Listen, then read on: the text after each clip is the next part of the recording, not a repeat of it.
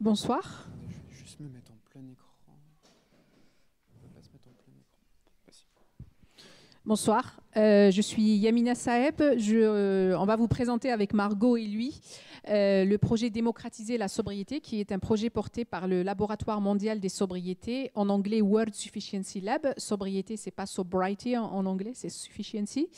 Le laboratoire qui a été lancé l'année dernière avec pour objectif de former autant d'ambassadeurs possibles partout dans le monde de la sobriété. Pourquoi ? Parce que sans sobriété, on ne va pas s'en sortir, non seulement sur le plan écologique, mais aussi sur le plan du vivre ensemble. Alors pourquoi on avait besoin d'aide ? Parce que parmi les défis que l'on a en ce qui concerne la sobriété, c'est que la sobriété est à l'intersection de théories qui sont développées en philosophie et dans plusieurs disciplines scientifiques, au moins une dizaine de disciplines scientifiques. Et comme vous savez, chacun d'entre nous est enfermé dans sa discipline. On n'utilise pas les mêmes mots, on ne se parle pas parce qu'on a été muré. Et du coup, chacun écrit sur la sobriété à sa façon, ce qui donne un nombre incroyable de publications qui sont difficilement traitables par un humain. Si je vous donne un exemple, pour la mobilité, on a plein de trous dans notre raquette sur ce projet-là, et pourtant on tombe sur 18 000 publications pour essayer de comprendre quelles sont les politiques de sobriété pour la mobilité. Mais pour faire simple, c'est quoi la sobriété ? La sobriété, c'est comment vivre ensemble, garantir le bien-être de tous les citoyens, et tous les citoyens, ce n'est pas juste les citoyens des pays riches, mais aussi les citoyens des pays qui ne sont pas des individus qui n'habitent pas dans les pays riches, dans le respect des limites planétaires. Alors ça, on ne sait pas faire. Et c'est pour ça qu'on a ce projet-là. Je passe la parole à Margot. Ça te va ? Donc comment est-ce qu'on va contribuer à ces challenges-là ? On avait beaucoup de besoins, certains sont résumés ici. Le plus gros projet qu'on a eu dans cette saison-là, c'est anciennement appelé la Sufficiency Library, maintenant renommé Ask, pour Ask Sufficiency Questions, pour typiquement contrer ce problème-là de la littérature scientifique qui est juste bien trop nombreuse. La sobriété, elle est rarement... en tout cas, la littérature scientifique utilise rarement ce terme-là. Donc, il y a des publications scientifiques qui sont des publications de sobriété qui ne portent pas ce nom-là. Il y a juste beaucoup trop en fait, de publications. Donc, le but de cet outil-là, c'est de prendre toutes les publications scientifiques, dans un premier temps open source, dans un second temps toutes, et de les traiter, et à travers un chatbot, de pouvoir que n'importe qui puisse poser ces questions en fait. Ensuite, il y avait, et elle en a aussi parlé, le besoin de former les gens, de former n'importe qui à la sobriété. C'est la Sufficiency Academy. Ensuite, on a besoin de connecter tous les acteurs du monde entier pour qu'ils puissent s'organiser et mener des actions locales, d'où le Sufficiency Community. Ensuite, on va faire de la recherche aussi. Donc, on a besoin de visuels pour communiquer et vulgariser tous nos résultats, d'où plusieurs visuels statiques et dynamiques, donc pour des rapports et pour le site internet. On en a profité aussi pour refaire une identité graphique complète. Et on a commencé un benchmark, puisqu'on a essayé de travailler un maximum avec des outils qui soient open source et européens, autant pour la Sufficiency Academy, Sufficiency Community, mais en fait pour toutes nos activités. Et donc pour ça, en fait, on en a profité pour faire un énorme benchmark de tous les outils numériques qui soient éthiques. Et on en a profité aussi du coup pour actualiser notre site internet. Alors, je vais juste vous donner quelques chiffres. J'ai cru comprendre que la bonne pratique, c'était de poser le micro comme ça. Donc, je vais essayer de m'y tenir. Donc, juste pour illustrer un peu le projet, donc plus de 450 heures de bénévolat, sachant que la plupart des gens n'ont pas vraiment rempli leurs heures, donc ça doit être bien plus que ça. Une trentaine de bénévoles. Sur la partie library, donc plus de 4000 articles qui ont été analysés, ingérés, sachant que c'est vraiment que le début. Donc, ce sera après potentiellement des centaines de milliers d'articles dans les prochains mois. Sur la partie visualisation, donc, pour donner un exemple, plus de 70 scénarios de neutralité carbone qui ont été analysés et qui vont après être utilisés comme un outil de plaidoyer. Et dans le cadre de benchmark des outils, donc plus de 65 outils qui ont été analysés en profondeur durant la saison. Donc on va mettre la vidéo. Je tiens juste à dire que c'est plutôt une vidéo de 2 tiers de projet qu'une vidéo de fin de projet. Ça vous donnera une idée. Bonjour, le projet du laboratoire des sobriétés pour lequel on a bénéficié du soutien de plus de 30 bénévoles de Data for Good a consisté dans la refonte complète du site internet. Comme vous le voyez, il est flambant neuf et dans lequel l'équipe des bénévoles a développé puis est en train d'intégrer d'abord un outil d'intelligence artificielle qui permet d'interroger la littérature scientifique sur les questions de sobriété, comme on le voit ici, et qui permettra également de faire de l'analyse, comme on le voit ici, à partir de la littérature scientifique qui existe sur le sujet.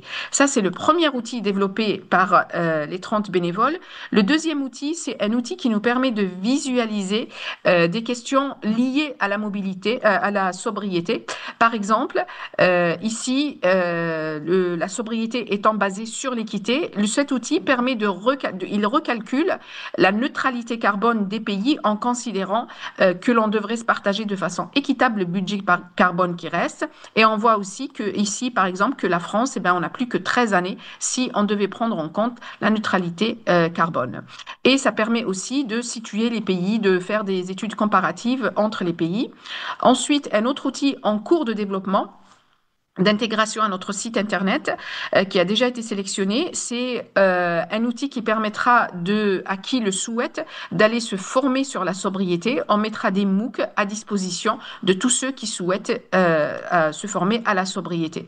Le dernier outil en cours de développement, c'est en cours d'intégration à notre site, c'est un outil communautaire qui permet, comme vous le voyez ici, qui permettra aux laboratoires nationaux qui permettra aux laboratoires nationaux et aux personnes qui souhaitent collaborer sur la sobriété de se mettre ensemble, de développer des projets et ainsi de suite. Un grand merci à tous les bénévoles de Data.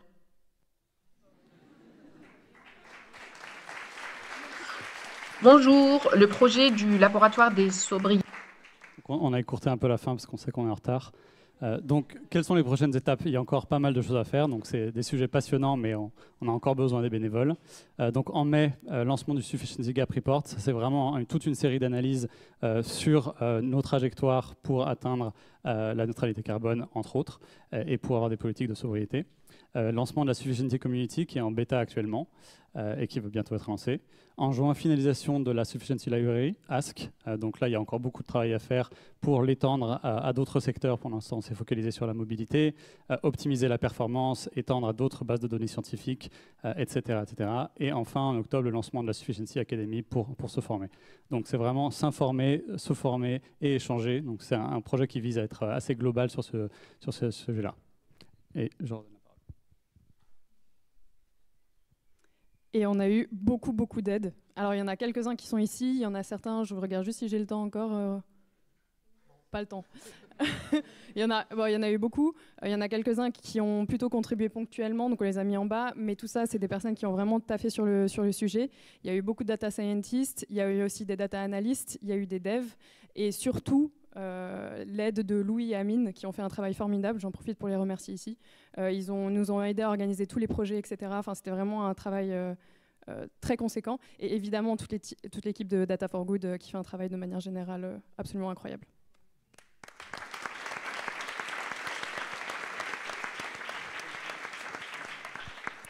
Donc encore une fois, merci. Et puis, si vous voulez contribuer, n'hésitez pas à nous rejoindre sur Slack.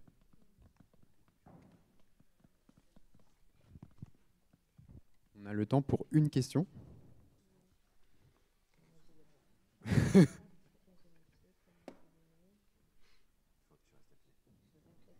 Ok, là ça fonctionne. Merci beaucoup pour la présentation. Moi, j'avais une toute petite question de clarification sur l'usage final, enfin les audiences auxquelles ça s'adresse. Donc je comprends les académiques, peut-être les décideurs aussi. Voilà, à qui est-ce que vous avez pensé pour l'usage final de cet outil? Alors les scientifiques, les politiques, ceux qui font du plaidoyer, les citoyens, les décideurs à tous les niveaux et les entreprises également. Et c'est pour ça, ça fait partie des défis que l'on a en fait. Et l'objectif, c'est de faire connaître les fondements théoriques de la sobriété. Parce que la sobriété, c'est pas le coloré. Donc, les fondements théoriques pour qu'on construise cette société-là ensemble. Et la faire connaître à tous ces acteurs-là, ce n'est pas de la même façon qu'on va la faire connaître. Par exemple, en ce moment, je travaille sur l'académie, sur le premier MOOC. Et justement, c'est l'une des questions que j'ai avec l'ingénieur qui m'aide à travailler là-dessus. C'est comment communiquer la sobriété à toutes ces audiences-là. Donc, c'est un défi monumental qu'on a. Merci.